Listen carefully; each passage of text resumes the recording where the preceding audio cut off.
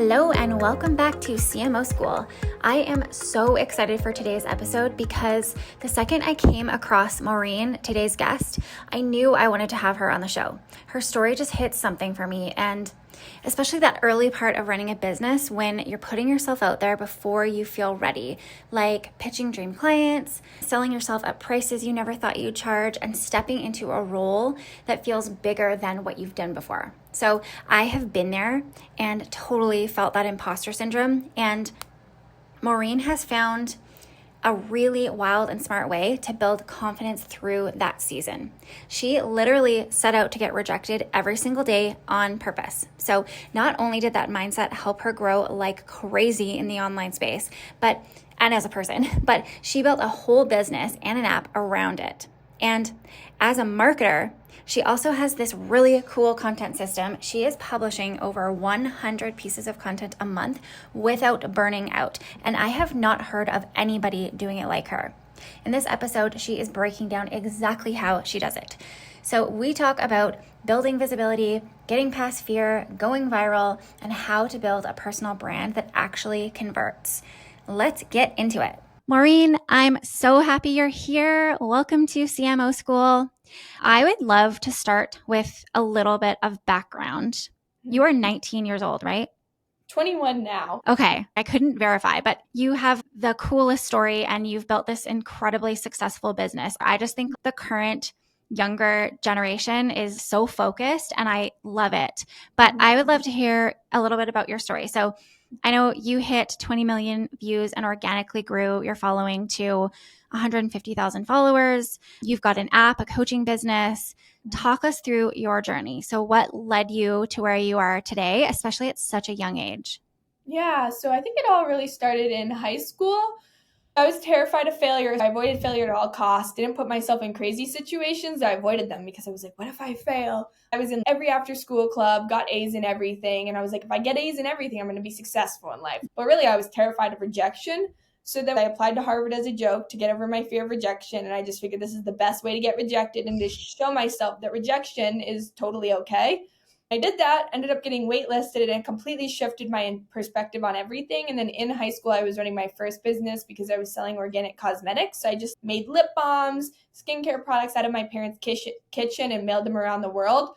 But I got banned on Etsy because I was under the age of 18 and hit a certain amount of sales. So I got banned on Etsy, launched on Shopify, Wow. And that really taught me the ropes of entrepreneurship. And through that process, I realized that my entrepreneurship teachers had never run businesses, most of them. One of them had, which was cool. And her advice was way better than the teachers that had never run a business. Absolutely.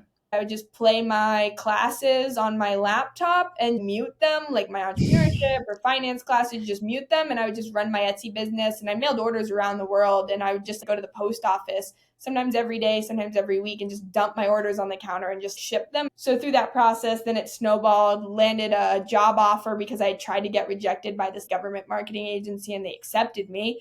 And then I turned it down. And then I told my parents that I was going to skip college, moved out into a barn loft, put my back against the wall, and told myself I was going to be successful without a job and without a college degree. And I just went all in on trying to fail as fast as possible every single day, try to get rejected every day. And it worked and it snowballed. And now I have an app that helps people around the world get over their fear of rejection. And now I coach entrepreneurs around the world how to go viral on social media. Wow. I love that. That's so inspiring. And I think also really relatable. I talk to a lot of entrepreneurs that feel that way about school as well, where you're sitting there being taught how to run a business and how to be successful in entrepreneurship by people who have just been like academics their whole life. I think that's super cool. And I'm curious, where did that mindset or that idea come from of, okay, you were so young and you had this fear of rejection that you knew was holding you back. And where did you get the idea to just put yourself out there and do it repeatedly until it felt comfortable? I had this clicking point where I banned self-improvement books for myself. So I had an addiction to reading self-improvement in high school. I would read like a book a week, and I was just like reading so many self-improvement books, but I never did anything. And I just thought, oh, I'm reading these books. Obviously my life is going to change, and my life didn't change. And then I told myself, it really just one day I just woke up and it clicked, and I was like, I don't need more knowledge. I need more action. I need to go do the thing. So I Told myself I'm not allowed to read self-improvement. The only thing I can do is act. And I remember I was like, what I'm doing currently and being terrified of failure and rejection isn't working for me. Like I'm holding myself back. So I remember I pulled out a piece of paper, I drew 30 boxes on it, and every day I'm going to go out and I'm going to try to get rejected. So I literally watched Legally Blonde and I was like, great idea, I'll apply to Harvard. And then I just started writing stuff down. Apply for a 9-to-5 job that mandates you have a college degree, and I don't have a college degree. One of the ones where my heart was beating the fastest, I just walked up to 2 random guys eating dinner at a super fancy restaurant, and I just picked up my stuff, walked over there, and I was like, can I just eat dinner with you guys? And I like picked up my plate. Like, because I was like, this is how I'm going to get told no today. And they said yes. And I was like, wait, what? And I just started doing these things. Or like a couple months ago, I walked up to guys that were jackhammering on the side of the road, and I had on like nice dress pants because I had just been working in the morning filming YouTube content. And I was like, hey, do you mind if I jackhammer instead of you guys, like at this construction site? I was terrified. And it's every single time I ask or try to get rejected, people are usually nicer. And even when they do reject me, which happens like most of the time I get rejected, most people don't say, no, you're crazy, why are you asking? Usually they laugh, they get a little bit awkward, and then they politely say why you can't do it. They obviously didn't let me jackhammer, and they were so nice about it. But like I was terrified walking up to a construction site. Yeah. I love that. I think there's something so simple and genius about that translates so well over to business. So I actually don't really know how I found your content, but it clicked with me. And that's why I asked you to be on the podcast, because me starting this business and really deciding to step away from corporate and step into entrepreneurship was such a practice, especially that first of sitting in this feeling uncomfortable. Yeah. And getting comfortable with that. Walking into a room or doing a role before I felt ready, and just like continually doing the reps for something, whether it was creating content, getting on camera, working with dream clients that I never thought would even like know my name. The more I did it, and the more I just was like, okay, this is uncomfortable, but I'm going to show up, and just everything just became easier. And even to this day, there's lots of things in my business that are now simple and easy, and I don't overthink, but there is still always that next level of, okay, I'm a little nervous to do this or make this ask, or I don't know about this. And I think it's like a muscle that you're developing, and you just get comfortable with that feeling of, oh, this feels uncomfortable and I might get told no, but that's okay because I've been told no before and I survived and it didn't kill me. I love viewing it like clicker training yourself, where it's the more you get rejected and then immediately afterwards telling yourself, that's good, you pushed your comfort zone. Like I treat myself like a toddler, and I'm just like, that was amazing. Like you got rejected. That's a good thing. And then I log into my app, and then you get confetti and your phone vibrates. And it's like, just that little thing is enough. It gets my brain addicted to it. And like now when I pitch a client on a $12,000 contract, it doesn't even scare me at all. Whereas like when I pitched my first client at $12,000, I was terrified. I was like, this guy's going to laugh at me. He's going to be like, what? But then when clients started signing like that, I was like, this is easy. And like, for example, before last week, I offered to help clean a koi pond that was like swamp, like koi fish, frogs, disgusting. She said, yes, I got in the pond. I cleaned it. It wasn't fun. It was wet. It was gross. But like then today, when I'm sending my emails to all my clients, when most people would be like, oh, they've got 100 client messages, they'd be stressed out. I'm like, this feels way better than swimming in a swamp. And my business becomes the most fun part of my day because it's easier than walking up to people and like doing these crazy rejection challenges. And that's how your app is structured, right? Like maybe tell us a little bit about your app for people who haven't heard about it. Yeah, so it's called Rejecto, and basically we've built like a self-improved social media. So people around the world upload photos of them getting rejected, and you've got over 200 missions inside. So like rejection missions. So like the biggest thing I struggled with when I was doing this like rejection therapy was like I couldn't come up with ideas. And then when it solved my problem, I had all these people after that video got 20 million views being like, Maureen, how can I do this too? So I like launched a digital book that sold really well, made tons of passive income, and I was like, but then they'd read the book and they're like, how can I track it? So it's like, you just need to build an app for this.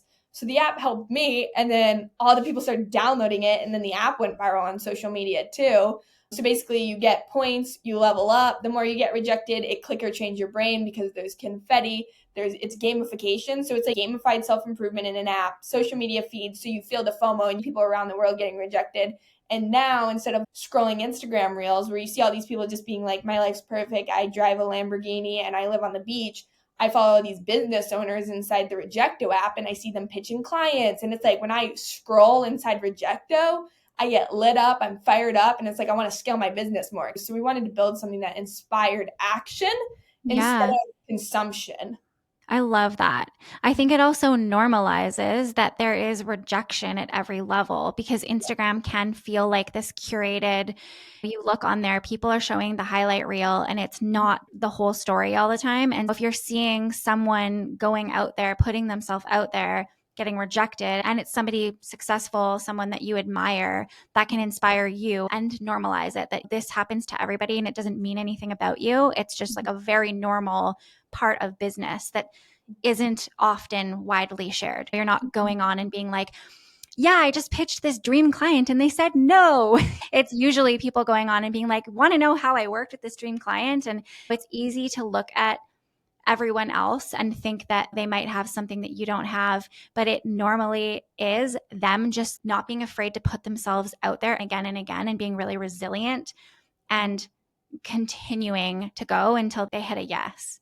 I love like the Yeah. quote where it talks about like how hard would you work if you knew that your dream life was only like 20 rejections away. And I think about that Yeah. all the time. I'm like, I'm just maybe 300 rejections away from $1 million a year. So I'm Yeah. so excited to just get rejected. And it just is a game. So now I'm addicted to rejection. Like I love it. I seek it out. Yeah. I called the news a couple months ago and I was just like, I want a feature on me about my app. It's basically free marketing that would have cost thousands of Yeah. dollars if Yeah. I asked to run a segment. Called a bunch of places. Most of them didn't pick up. They transferred me 10 times. And then one place picked up, replied to my email that day, and was like, we want to have you on. Then I'm on the news. They're promoting the app. People are downloading. And I'm like, what? The only reason I did it was because I thought this is such a long shot. This is never going to happen. And then USA Today picked up the app and they wrote an article about it. And I was like, all because I post on TikTok, post on Instagram. And that's another thing is like I'm posting over 100 videos a month talking about my personal brand, showing how I help people. And like that alone is rejection because 100 videos a month cannot go viral. They could Mhm. if I was like, they definitely could, but like 50 of them won't go viral at all. 200 Mhm. views, 300 Yeah. views. And it's like I have over 100,000 followers, probably over 200,000 followers at this point across platforms. And I love it when it gets 300 views because I'm like, that's 300 people. One of those people might be a USA Today reporter. One of those people might be Yeah. someone that's sitting in their basement, scared of rejection. Then they go get Yeah. rejected and they change their life.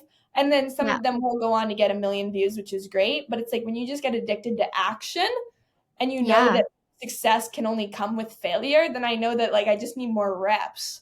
Absolutely. I love that perspective too. I was listening to a podcast this morning, and in the podcast, they were talking about the book, The Gap and the Gain, which is like probably my all time favorite book around business and, well, life in general. And I think that what you're saying is so true. Like, you can either look at the gain or the gap. And when you're sitting there being like, oh, this one only hit 300, and my other ones are usually 10, 20, a million, whatever the views are. It's so easy. I think most people on social media beat themselves up and they're like, how can I do better? And this reel didn't perform. But I love the perspective shift of no, that is 300 people. Imagine you had 300 people standing in front of you, or 100 even, and you don't actually know changed something about their business or their life. So I absolutely love that perspective. You mentioned something I wanted to ask you about. So how are you publishing? Tell us, how are you publishing 100 pieces of content a month? Like, it's wild, super impressive. I would love a peek behind the scenes of your systems, your structures, like tactically, how do you make this happen? Yeah, so super easy for me to publish 100 pieces of content a month because I had worked at a bunch of other businesses before starting my marketing agency where I like coach entrepreneurs how to go viral and post a ton of content. I kind of learned how to streamline it because I was responsible at this magazine, this winery, this polo club to post a ton of content. And I was drowning in so much work that I was like, let me find a faster way to do this. And then when I started my first businesses, I was like, I need to streamline this. This is impossible. I was posting for so many pages. I was like, this is impossible. So now I have an entire automated content repurposing system where I basically do no editing on all my content, like very little editing. It's just me yapping in 60 seconds and I hit post. It's got a quick hook over it. So it takes me, my content each day in total takes me less than 10 minutes usually across YouTube, LinkedIn, TikTok, Facebook, Instagram. It goes out on every platform basically every day. Like LinkedIn, we've done every day for 6 months now, haven't missed a day. Same thing with YouTube Shorts, a YouTube Short every single day. I posted over 1,100 YouTube videos. I posted over 3,000 TikToks, like in total, easily over 5,000 to 6,000 short form videos. I was like, I'm only 21, so when I get older, like it's gonna compound. Mm-hmm. And I like to think about it as I'm packaging myself into a miniature employee that yaps about my business when I'm sleeping. I've got 5,000 mini employees. So the way I set it up is I'll just film 3 talking TikTok videos, in-app TikTok, edit in TikTok, hit post. Each one takes about 5 minutes to film, 2 minutes to film, 3 minutes to edit and hit post. I hit post.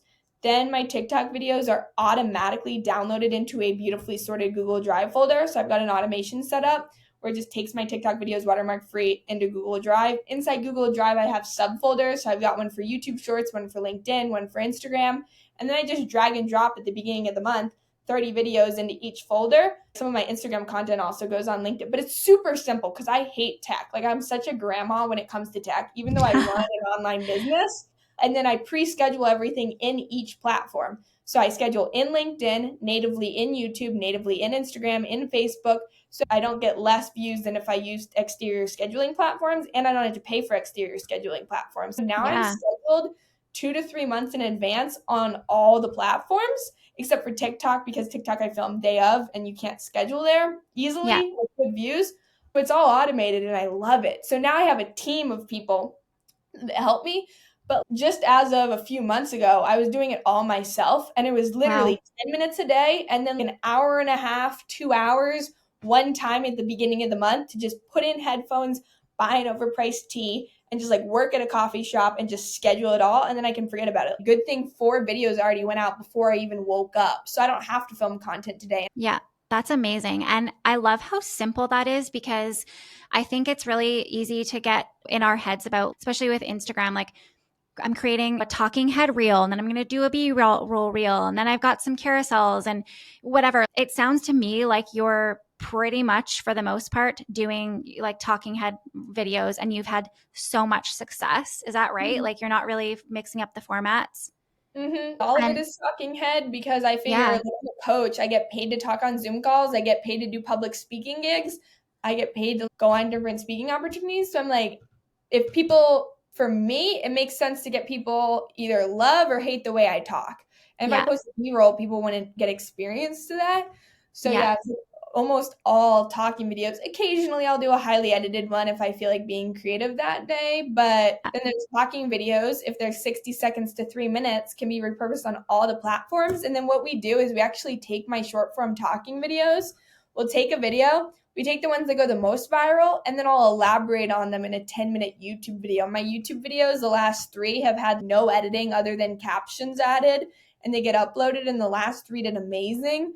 And I just take the most viral TikTok video from the last month. I just expand on it for 10 to 15 minutes and then I hit post. Sometimes I upload my long form YouTube videos directly from my phone. Like I don't even export to my laptop first because I don't want to be bothered. Or I'm sitting on my phone, on Instagram, on my laptop. Like I would much rather be hiking, be riding, be biking, be traveling. Like in 2 weeks, I'm flying to Europe again. I'm going to live in Latvia for 2 months. Just to do it. Sounds fun. And then after that, I'm going to the Azores in Portugal. I'm addicted to my phone on my phone every day. So I want it streamlined, simplified across all platforms, as easy as possible. Because I think so many entrepreneurs are like glued to their phones and then they build a business they don't even love. I love my business because I get paid to talk about what I'm passionate about each and every day. And I don't have to be stuck on my laptop. Yeah, I love that. In marketing, as a marketer, I follow so many different other marketers and social media coaches. What's unique about you is I don't know that I've seen somebody have such a simple approach that is actually really working. Like you are proof and your clients are proof. I see your testimonials all the time. And it just goes to show that you don't need to be overcomplicating. A lot of people get shiny object syndrome with marketing and particularly with social. Like, what's the newest thing? There's always something. And I think that people can wind up spending 20 hours a week doing scripts for social and editing and all of these things that are way overcomplicating it. and then it leads to burnout, and then they're not being consistent with it. But I love how simple your system is. I love how much you've shared as far as like the tactics. Like someone could literally like walk away from listening to this podcast and go do that so easily. So thank you. I think one thing that kind of stops people from creating content is the topics. Like they're sitting there being like, oh God, what do I talk about today? What do you do to come up with content ideas? And particularly on the days when you are maybe not feeling inspired? Yeah, I love being the niche. So sometimes I'll just pick 3 categories I'm really passionate about. I'll search those categories and watch other people's content, and just to get in the vibe about this is what's working, this is what the For You page is showing. And then I'll shut that off and I'll just sit like in silence for 10 minutes. The biggest thing I find is like most people, they come up with the excuse of, I don't know what to post. You know what to post. Because if someone told you that your sister would get horribly ill if you didn't create 10 videos in 10 minutes, you would create 10 videos in 10 minutes. The problem is you're not motivated enough to post. Like I know everyone I talk to, they're teeming with ideas. They've got hundreds of ideas in their brain. They call their friends and they talk for 2 hours about their business. And I love telling people like, before you call your friend, before you call your parent, before you call whatever to talk about what you found out that day, what you learned that day, first, film a talking video, hit post, then call your mom, then call your friend. Whatever you're thinking is worth it as a content idea. Like, for example, I always set benchmarks. So every day I have to upload this number of pieces of content. I was just getting my hair done, and I was like, this is boring. After this, I'm going to a family dinner party. I don't want to film content at this family dinner party. I don't want to be on my phone. So I just took a video of me getting my hair done, and I asked the hair salon, can I blow dry my own hair to save $60 as rejection therapy? I was like, can I style and do my own hair? Because I'm already there and it's wet and I already paid for them to do it. So I was like, they were saying it's $60 more to blow it dry. And it was $60 for my sister to get hers blown dry, and I was paying for both of us. So I was like, can we just do it ourselves? And they ended up saying yes. I just filmed this like short little clip that doesn't even seem like it's in my niche. Like it's a dumb idea. It's simple. In my brain, I was even like, this isn't even that good. And I just titled it like Rejection Therapy Asking to Blow Dry My Own Hair. Simple. It now has over 550,000 views. So over 500,000 views this week. And so many people are now downloading the Rejection app because they're like, I want to try rejection therapy. And all of those are converting into paid app trials. So that's making me passive income technically. I don't like the term passive income because I work hours and hours every day on the app. So I don't really feel like it's passive. It's not truly passive. There's always something. Exactly. But it just goes to show that set the benchmark and then your brain will come up with stuff. I love that. And you know what? I'm like definitely such a bad example of consistency in my own marketing. And I have found when I've been the most consistent, I was following a similar method. I wouldn't say I just literally was doing it myself. I have 2 little kids. So my evenings, my mornings are usually pretty busy, and then my days are busy too. But what was working for me was like I would get them to bed and I would sit on the couch, and the first thing I would do before I would let myself relax or read or whatever was I'd create a piece of content, and I would think about what happened today, what would be interesting. And it's funny you brought up the friend thing, because I would always think about, okay, if I was talking to a friend or my husband, what story would I tell them today? What lesson did I learn, or what thing could I share that's interesting? And I would create content from that space, which felt really like creatively fulfilling and inspiring. And then I also found when I was in that routine, it was like a muscle too. Like the more I did it, the easier it became, because it just was this habit of, oh yeah, it's easy to create content. Like you shift away from like the perfectionist side of it has to be the right B-roll and this whatever great caption. And the more you're doing it, you just act quicker, and you're also not so attached to everything being fantastic or perfect. Yeah, no, I absolutely love that. Because when you have 1,000 reps going out, you don't care if one of them flops because you've got 999 others. Exactly. I would love to know, if you're putting out 100 pieces of content per month, you are clearly probably learning a lot about what is and isn't working. I'd love if you can share, like, what are the top things you've learned along the way? What are some tips you can share with our listeners? I think the biggest thing that has worked for me is double down on what's weird about you. So like I have clients that have over 1 million followers that I'm working with right now. I've got a client, she just crossed 500,000 followers on Instagram. We do her strategy. We write her scripts for her. but the reason is unique to them. So whatever your friends and family tell you is weird about you or unique about you, double down on that. So like for me, my friends had always said, that's so weird that you duct tape yourself to your desk when you're working to be more productive. And Yeah. when I first created content on social media, I was like, I'm not going to share the weird parts of me. People always said I was a tryhard. People always said, why do you like rejection? People always said, like, why do you duct tape yourself to stuff to be more productive? And I used to just avoid all that because that was what people had always talked about. They're like, that's weird. So I would never post that, like my first year on Instagram. And then I realized everything that's weird about me is my unique advantage to go viral. So now I do that. Now I post videos of taping myself when I'm working. And I think whatever is weird about you or whatever is unique about you, which sounds like cliche Hallmark advice, but literally double down on it. Because when you shy away from it and you just try to match what everyone else posted, your content tastes like rice with no flavor. It's like, this is so bland and diluted. And if your content can't get hate, then it's not going to go viral usually. Like you need to have an opinion, whether it's one way or the other. It doesn't matter what your opinion is. Just have something that doesn't taste like rice because so many people are so bland in their content. It's not interesting. Like right before this podcast interview, I got on a call with one of my clients who's an actor. She was in the Ariana Grande music video that has like 100 million views. And she was like, Maureen, I've got all these ideas. How do I turn this into content? And I scripted 21 days of content with her in less than 30 minutes.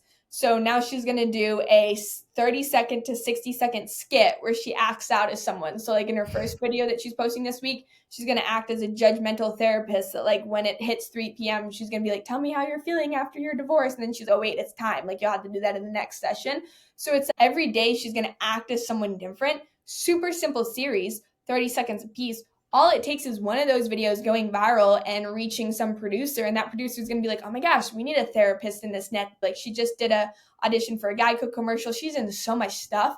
And like when we scripted that in 30 minutes, like honestly, it only took 15 minutes for me to script those 21 scripts for her. I wrote it in a Google Doc, handed it to her. She's now going to do that series. Most of the time we were just chatting about her business and how we can streamline other aspects, but it's like her content strategy is different than the content strategy I make for the fitness coaches that work with me. But each person just doubles down on what's weird about them. Like we shared her Ariana Grande video as a reel and it went super well, got a ton of views because that's what's weird about her. That's unique about her. Like now she's going to share Orange is the New Black, splice that up, post that as a reel. So I like telling people just think what's weird about you and share that. Stop hiding that. Yeah. I love that. And I think that's so true. I think especially being in marketing, I'm paying attention all the time. Mm-hmm. And that has been a bit of a blocker for me creating content because I think when you're constantly in this world, I get fatigued. I'm like, I don't want to add to the boring content of the same old. I feel like it's almost digital clutter or digital junk mail. And I don't want anyone's inbox or feed to be feeling that way from my content. But I find it's interesting and this dance of finding your unique voice and your spin, trying to discover what does make you unique. But I think it's so necessary because otherwise you do just sound like everybody else and it's boring. It's boring to create and it's also boring for other people to watch and engage with. Most people stand on the side of the swimming pool and they ask me how to swim. In terms of content, they're like, Maureen, if you say that it needs to be unique, then like I should script it for 3 years and that's what's going to make me figure out what's unique. The way I found out what was unique about me was it was an accident. I told myself I have to post 3 to 5 TikTok videos every day for months. I'm going to send 20 outbound DMs every day. And like, then one of them went viral. Once I saw one go viral, I doubled down on that. Like one went viral when I talked about rejection. I doubled down on the rejection thing. Then rejection went on to get me in all these magazines and stuff. Just tripled down on it. So like the best way to swim is to literally stop asking questions, stop reading books, stop listening to podcasts. Like after this podcast, go take action, go do the thing. Yeah. Just post a video, post another video. One video will do a little bit better than the others. Double down on that. You won't think yourself into a solution. You're not going to think yourself into being a unique person. But if you post a video every single day or multiple videos every single day, it's going to become rapidly apparent what people find interesting because there's algorithms that social media puts billions of dollars into to perfectly calculate what invokes emotion and what goes viral. So it's like you have the best market research tool in existence downloaded on your phone right now. Yeah. Just post your stuff and then you'll figure out exactly what works. Absolutely. And I love that too, because I think if you're doing volume, like 3 to 5 pieces of content a day is a lot for some people. Doing it the way you're doing it, I can completely understand how you could do that. But I think what's cool about it is if you're like, okay, I've got 20 minutes or an hour or something like that, this is my content window, you're going to run out of ideas. And it's probably those ones where you're like, okay, I did the obvious, I did whatever. A lot of our listeners will be fractional CMOs or marketing professionals wanting to step into this space. You might be posting about like your packaging, your pricing, or how to know when to hire a fractional CMO, like all the obvious stuff that's going to come to your mind first. But it's like, when you've exhausted those ideas and you're like, okay, what do now I have 10 minutes left and I've got one more today because that's what I committed to. It's going to probably be those things that just come to you. You just post off the cuff that are going to be unique and different, and that flavor that, you're talking about, which is really cool. I love that. Exactly true. Like my best video, that one that has over 20 million, I remember that day vividly because I was starving. I had just taken so many Zoom calls and I needed to go grocery shopping because I had no food. At the time, I was living in a cottage in the middle of the woods. And I was like, I need to go grocery shopping. And I ate the last few pieces of lettuce out of my fridge. And I was like, nope, you're not allowed to go buy yourself food until you get your content out today. And I was like, this is so dumb. I was so frustrated. I was like starving. And I just pulled out my phone and I was like, this is why you should get rejected. I felt passive aggressive at the time. I was like, you should just go fail more, go out, fail more. I was so passionate. There was so much conviction. And I spoke pretty quick because I wanted to get to the grocery store to get some food, and then posted it. I was like, this video is trash. This video is blurry. It's not even that good. Got it out over the next few months, just completely took off. Or like one time I filmed a video on a plane of my laptop screen, just showing my content automation system. Remember getting off the plane and I was like, this is so blurry. This looks bad because the internet wasn't great on the plane. And I just hit post. I was like, I'm on vacation now. I don't remember where I landed that day, but I didn't want to film any more content. I was like, need to hit the benchmark, hit post, went viral, sent me so many clients. That video made me multiple thousands of dollars. And I was like, whoa, if you just make yourself do it, it comes across more authentic anyway. Yeah, absolutely. I love that. I would love to know if you were stepping into working with me or working with another fractional CMO, what advice would you give us from a content perspective? Where would you start? What would you build out as far as a content strategy? Yeah, the biggest thing I would say, which I learned at a conference once, is like, if they don't want to be you, they won't hire you. So show why you're so good at it. Build yourself into the type of person that's really good at it. That way when people watch your content, they're like, oh my gosh, I want to be like her. I want to be like him. Why would anyone hire me as a content coach unless I've gone viral and I can easily post 100 videos a month? No one should hire me if I'm not going viral and if I'm not automatically posting a ton of content. So look at, what does your client want? Write down all those things, exactly what your client wants to achieve, whether it's like saving time in their business or doing whatever, or get their marketing done like XYZ. They want to easily do XYZ, and make sure you're currently living that life. And when you can do it for yourself, other people will hire you to do it for them. Because I think there's so many people in the coaching industry or service-based industry that are like, I want to help people like get a six-pack, and they don't have a six-pack. And it's like, first step to helping other people get a six-pack is you get yourself a six-pack, and then people will hire you because you need to be one step ahead of your clients. Yeah. So that's what I always tell people is like, how can you make your life the dream that your clients want to achieve, and they'll naturally hire you. Like, people hire me because I'm not on my laptop all day. I'm not on my phone all day. I work Tuesdays through Thursdays, and I'm able to travel whenever I want to, which sounds like one of those Pinterest boards that I used to roll my eyes at, but it does. Why would someone hire me if I was at my desk in a basement working 14 hours a day, cranking out this Instagram content? No one would want to be me. So I just like thinking about, make yourself into a person that other people would want to be, and then your content should reflect that, and naturally you'll have a wait list of clients. Like now I have 430 something people that have filled out the type form wanting to work with me. And I'm like, it's crazy because it's like, I just focused on me. I focused on building me into the type of person that other people wanted to become. And then naturally you have all these people that want to hire you. Yeah, absolutely. Like you're going out, you're doing the thing for yourself and demonstrating through that you can help them because you've done it for you. I love that. Thank you so much for coming on the show. I love your story. I think it was so cool to get a peek behind the scenes at your content system, and really appreciate you being here and sharing everything with us. Yeah, thank you so much for having me on, Jess. It was so much fun. If you love this episode, I would love to have you take 30 seconds to rate and review the show. It helps more marketers and fractional CMOs find this content. Hit follow or subscribe so you never miss an episode. And if you are thinking about implementing some of what you've learned today, screenshot, share, or tag me, tag Maureen. We would love to hear what landed for you. So thanks for listening, and I'll see you next time.